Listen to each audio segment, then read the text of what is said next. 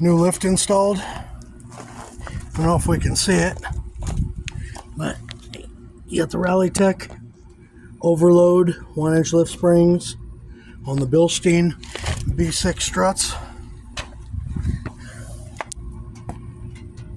That's a good look.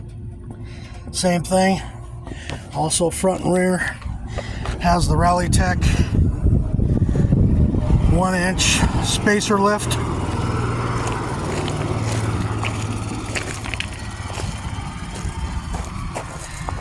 A little uncoordinated, but